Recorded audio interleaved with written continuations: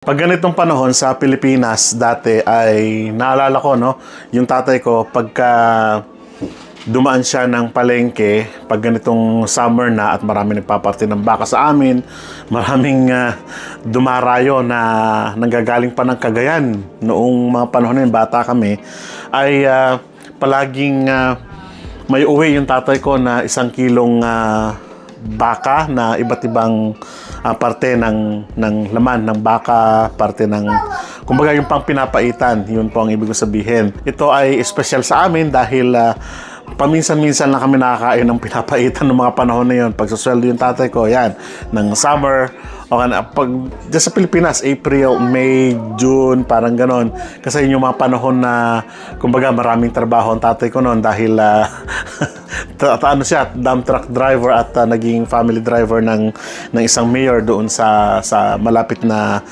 town namin, sa Aurora, Isabela. At yung aming tatay, sabi ko nga, pag umuwi yan, palaging may kargang mga pasalubong para sa amin. Ngayon, naalala ko na sabi ko, oo nga, April, ano, dahil malaking, kumbaga, factor sa amin yan bilang magkakapatid.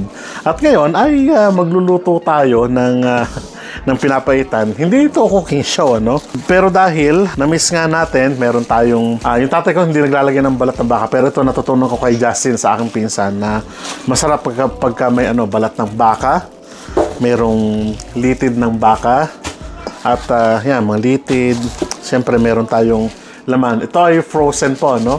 Frozen, at tinoko lang kanina. Meron din tayong atay. Yan, atay, sariwa.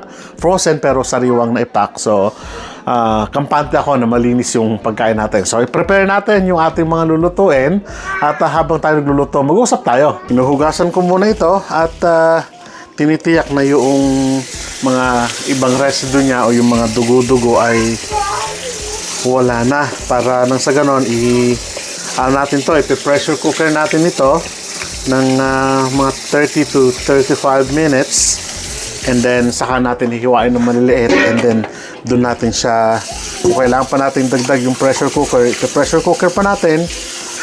Pero nung panahon namin ay sa totoo lang, ibig sabihin nung mga bata kami, sa totoo lang ay kahoy ang ginagamit ng tatay ko. Naalala ko nga, pupunta kami ng bukid at manguha kami ng yung ipil-ipil at saka yung madre cacao na mga kahoy na nabubulok na, kasi yung lolo namin ay mayroong bukirin. May maliit na bukirin at may mga tanim doon dati na madre cacao, ipil-ipil, at yung kung minsan may mga pa doon, yung kamatsile. Marami doon sa amin. Yun ang aming naging laruan noon. At naging bahagi ngayon ng pagluluto ng tatay namin ng pinapaitan. So, kailangan matanggal yung mga, kung minsan may buhok-buhok pa kasi or what. Pero itong atay, hindi ko na ipa-pressure cooker ito. Iluluto ko na lang siya mamaya kapag halfway na maluluto na yung ating pinapaitan. Ito ay kung sa mga ibang taga-probinsya po, hindi ko alam kung alam niyo yung pinapaitan, pero ito ay Ilocano version. Alam naman po ninyo yan, ano? At ito ay tanda ng pagiging masinop natin mga Pilipino. Ang tatay ko ay taga-Alcala dati, pero lumaki po siya sa Isabela at doon na talaga namuhay. Pero yung mga magulang niya ay taga-Alcala, Cagayan. Ay, ano ba yung Alcala? Pangasinan? Comment down below. Hindi ko po alam kung saan gawin, kasi yung mga sa side ng tatay namin na mahilig talagang magluto ng pinapaitan, at yung pinapaitan nila ay talagang galing sa gut ng gut ng baka. So ganun yung yung yung talagang pinapaitan, talagang sariwa. Green na green. So ipiprepare ko lang ito, babalikan ko kayo. Yung sekreto ng tatay ko, pag nagpinapaitan siya, automatic lalagyan niya na ng luya sa pagpapakulo pa lang, para matanggal na agad yung kanyang lansa at saka konting asin. So yan lang muna, magiging malinamnam yan. Hindi muna natin lalagyan ng iba't ibang pang ricado o ricado dahil re-ricadohan natin yan mamaya. And ready na ito para sa ating pagpapalambot. Hintay lang tayo ng 30 to 45 minutes. Pero usually 40 minutes okay na siya. Ngayon, susunod ko naman gagawin itong atay. Dati, yung atay, ang alam ko doon sa ginagawa ng aking tatay noon, yung atay na talagang malalaking atay na gano'n. Isinasalab yun sa apoy. Talagang medyo sinusunog kasi iba yung lasa ng pinakuluan mo lang yung atay at doon sa isinalab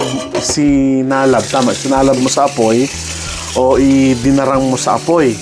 Kasi katulad nito, yung atay namin dito, although masasabi mo sariwa pero na thin na siya, slice na siya, ganito na siya agad. So ang gagawin natin dyan, hugasan natin 3 piraso, i-drain natin yung mga dugo-dugong natitira. Ayaw natin yan. Pag inasinan, kukuskusin na ng asin, babrasin, and then kukuha pa yun ng hose, and then habang binabras niya, nililinis, ini-scrub niya yung surface ng atay para matanggal yung nasunog na dugo o kung ano pa man doon, residue.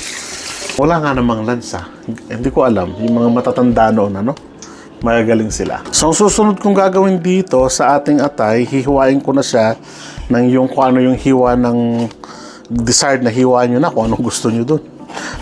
And then, yan. Parang ganito lang siya kaliliit, Ayan, ha. And then, mamaya, iyan natin to dahil hindi naman tayo pwedeng magsalab o hindi naman natin pwedeng isdarang sa apoy ito dahil wala naman tayong ganon.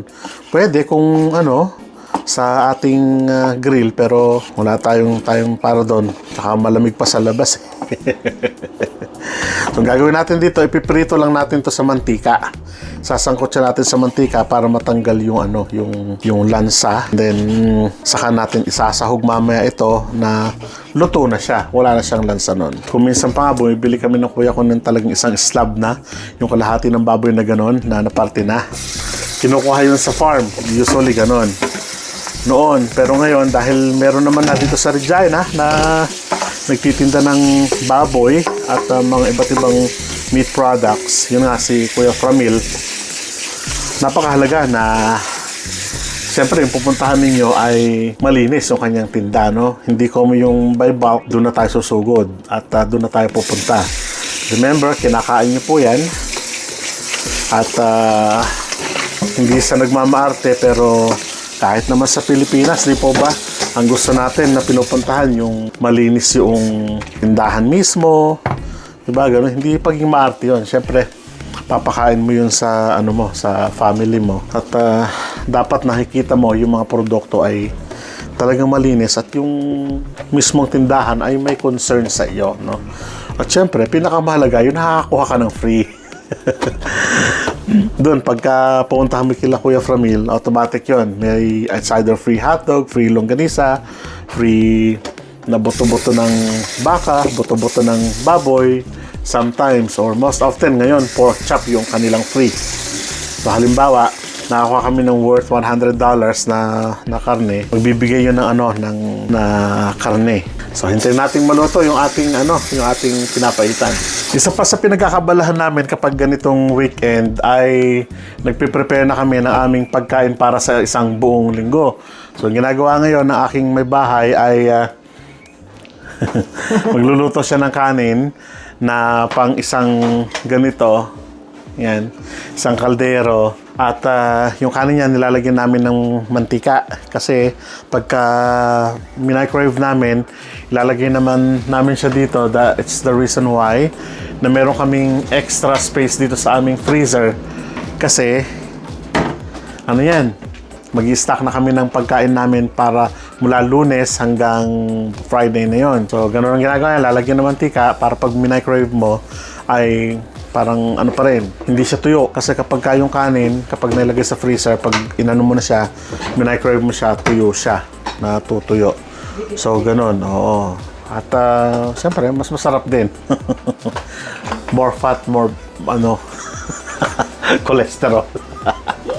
Hindi naman, good fat naman yon. Yung ginagamit namin dyan, ay canola oil naman. So, zero trans fat siya. So, yun ang aming pagkain. Yan, habang nagpe-prepare kami ng pagkain namin. Yan naman naming baby. Say hi. Say hi. Ay, nunod daw siya ng Tom and Jerry. Favorite show niya. Favorite show din namin ng ng utol ko nung maliit kami, Tom and Jerry. You say hi to na. Hi. Say hi. Hi. Sige na, say hi. Hala, nakakonsentrate. So, dyan lang siya. Ganyan ka wonderful ang aming salas. May kaayos-ayos. May kabuuan ng bahay. Doon, maayos. Well, talagang ganun pag may bata. So, preparing for our pinapaitan panggisa. At nag-start na mag-huni, mag-steam yung ating pressure cooker. Siguro, hintayin na lang natin siya na lumambot. And 45 minutes. Siguro hintayin natin para malambot na siya. Yan, pag bumibili din kami ng manok, bultuhan din. Yung isang karton, yun ang binibili namin kapag may available na gano'n, isang karton. Kasi mas mura yon kumpara sa bibili mo siya ng by pack. Medyo mas may kamahalan. So, ang ginagawa namin dito, yung isang buo, hinahati namin sa 4 o kaya naman sa 5. Depende sa kung gaano karami yung bulto ng manok. Gagawin namin, yan. Lalagyan naman namin siya dito sa aming deep freezer na to. So, may isda kami dito, karne. Ito, yung sinasabi ko sa inyo, kahapon, nung bumili kami ng bultuhan na karne, ito yung free naman sa amin. Ito, pork chop. So, may pang libreng pork chop. Bibili mo siya ng parang $10. O, di isa pa yun, di ba? Ngayon, ito naman yung manok na aming nabili. Parang 21 something. Mas mura kasi kapag nakakarton kaysa yung nakapakpak na manok. So, lalagyan namin yan, freezer. Ulam na namin yan for a month. So, yun na kain naman kapag may deep freezer, makapag-i-stock ka ng karne na marami. Alright, balik tayo dito sa taas.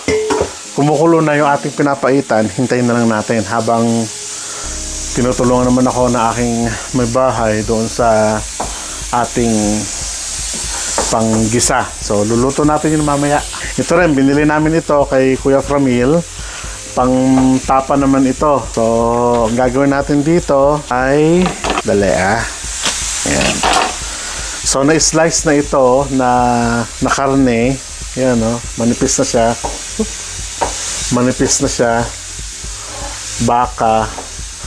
Na-frozen na ito kagabi. Tinoko na lang din ulit. At ang gagawin naman natin dyan ay itatapa natin. Ilalagay natin sa toyo. Ayan, kita mo. Nagtatransparent pa siya. May toyo na kalamansi dito. Huwain natin yung maninipis. And then, yan. Meron tayong pang-ulam this week. Para hindi tayo mamroblema ng kung ano iluluto na naman this coming week. Hindi ko na hinuhugasan yung pag na-slice na ganito dahil yung baka, dahil malinis naman na nung in-slice ito. Kaya hindi ko na siya hinuhugasan. Ewan ko. Yung iba kasi hinuhugasan ng ang baka.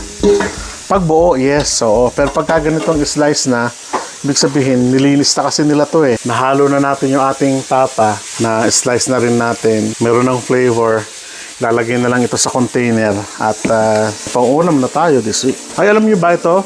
Dati itong $12, pero dahil nag-dispose ata yung gawa sa Saskatchewan ito, naging $6 something na lang. So, nabakyaw ako ng 3. Malaking tipid. So, ulam na namin yun sa mga susunod na panahon. Ito naman, magiging ulam namin unti-unti. Yung iba dito, babaunin namin ng aking may bahay. At yung ibang pagkain naman namin, tender juicy. So, ganito lang yung aming pagkain every time, lunch. So, iluluto ko na ito para sa susunod na mga araw, meron kaming babaunin. Hindi ko alam na meron na pala kaming tender juicy. Yung isang estudyante ko kasi, kahapon, isang hapon, sabi niya, Mr. R, meron na palang tender juicy dito na found out ng mama ko sa Superstore. Hindi ako naniniwala kasi ang Superstore ay hindi nagtitinda ng tender juicy. Dati, ang nagtitinda lang ang mga Filipino store. Pero kahapon, nakita namin, may tender juicy nga. So, ito ang lulutuin namin. So, it's 40 minutes. Yung iba ay hindi pa malambot, pero I'm sure kung dadaan pa ng konti ito, mamaya i-slice na lang natin ito and then babalik natin dito mamaya sa pagpapakulo. Okay na yan. Kung mapapansin po ninyo yung balat ng baka, no? Maitim siya. Hindi po yan buhok. Yan po ay balat. Yan po ay Angus beef kasi. At karamihan dito sa Canada ay Angus beef. Ang mga baka, yung malalaking baka na talagang kulay itim yung kanilang patches dun sa balat. At yun yung pinanggalingan ng, kumbaga, kulay ng kanilang balahibo. Yan. So, gagawin natin ngayon dito, i-slice natin siya ng maliliit, bite size. O mas maliit pa sa bite size. Yung pinaglagaan yan, yun ang ating, mamaya, ibabalik mamaya. Naalala ko noon, bata kami tagahiwa ng aking tatay ng ganito. Dalawa kami ng kapatid ko, ng kuya ko. Usually Sabado nagluluto yung tatay ko ng pinapaitan kasi yung paggagatong. Ang tawag namin doon sa lutuan namin ay silyase o talyase. Yung malalaking wok na talagang maitim yung ilalim nun. Yun yung kwentong pinapaitan. At sinasahugan namin ito ng sariwang dahon ng sampalok kasi may sampalok kami noon sa likod. Yun ang aming ginagamit na pang-asim. Tapos yung sampalok namin noon ay talagang sariwang sampalok, hindi yung sampalok na nabibili. So hiwain ko lang to ha. So na-pressurize na to, malambot na, nahiwa ko na. Pati yung ating atay, medyo na yan, na sangkot siya na. Gigisa na tayo. Nung bata kami, again, silyasi yung ginagamit namin. Talagang malaking kawa na ginagatungan namin ng bao. Oo, so sasangkot siya natin to ng mabilis habang naglilikot yung aking yung aking bulinggit diyan.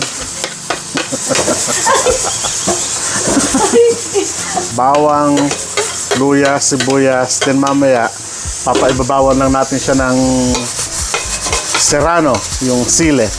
Yung nandito ngayon ay litid pa ng baka yan. Medyo matigas pa siya, medyo makunat-kunat pa, kaya dinagdagan ko ng oras ng pag-pressurize. Pero itong laman, tapos yung balat, okay na to. Binanggit ko na rin sa inyo na kami ay nagpo-food pack yung pang isang linggo. Eto na siya. So, ang ginagawa namin dito, tulad nito, yan ay Pure Foods na winners, hindi ko alam kung anong tawag nyo doon, bacon at saka rice and vegetables, may butter din siya, salt and pepper. So ganyan yung aming food pack everyday. Kung tatanungin po ninyo kung yan lang ba yung pagkain namin, hindi naman. May tinapay din nakasama, may dessert din nakasama para hindi nakakasawa naman. So yan ang aming mag-prepare na kami for a week para less hassle pag sa umaga na nagbabaon kami ng pagkain. Hindi na namin iisipin, hugot na lang, then pop into microwave. Yun na, meron na kaming pang lunch. Yan, kumukulo na yung ating pinapaitan. Maglalagay na lang tayo ng ating sili at pampaasim. Kompleto na ang ating pinapaitan. Sabi ko nga, hindi ito lutong probinsya na tulad ng nakalakan natin, tulad ng niluluto ng aking tatay nung mga unang panahon. At nagkikrave lang tayo ng ating, kumbaga, April na pagkain during that time. At tulad na sinabi natin, hindi ito buhay Canada, ito ay simpleng buhay ni Kuya Rod, no? Dito muna tayo magpapaalam at sa susunod ulit.